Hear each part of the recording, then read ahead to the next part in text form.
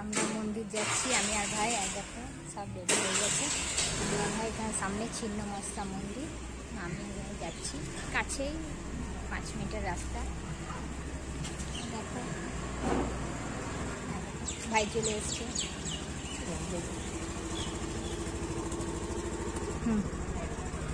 দেখো চেপে গেছি, যাচ্ছি আমি আর ভাই।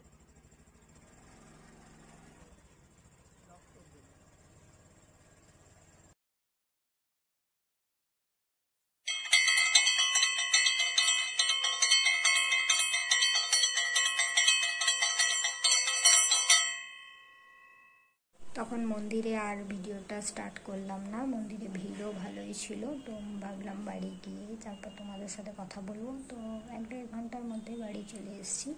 এসে নিয়ে প্রসাদ, জল, শরবত খেলাম, খেয়েই বসে আছি। বললাম তোমাদের সাথে একটু গল্প করি। তো এবার রাত্রে খাবার খাবো।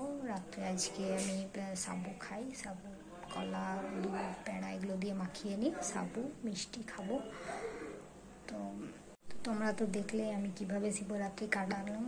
বাড়িতেও আমাদের পাড়ার মন্দিরেও পুজো দিলাম, আর ছিন্নমস্তাও গেছিলাম, বাড়ির ঠাকুরটাও পুজো করলাম। তো এইভাবে আমি শিবরাত্রি পুজো কাটালাম খুব ভালোভাবে, খুব ভালো লাগলো।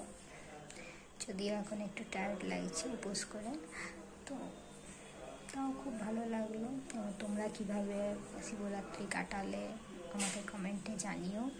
যদি আমার ভিডিওটা ভালো লেগে থাকে তাহলে প্লিজ লাইক, সাবস্ক্রাইব করো, কমেন্ট করো। তো বন্ধুরা, গুড নাইট, ভালো থেকো। আর আবার আসবো পরের ভিডিও নিয়ে, ততক্ষণের জন্য বাই, ভালো থেকো।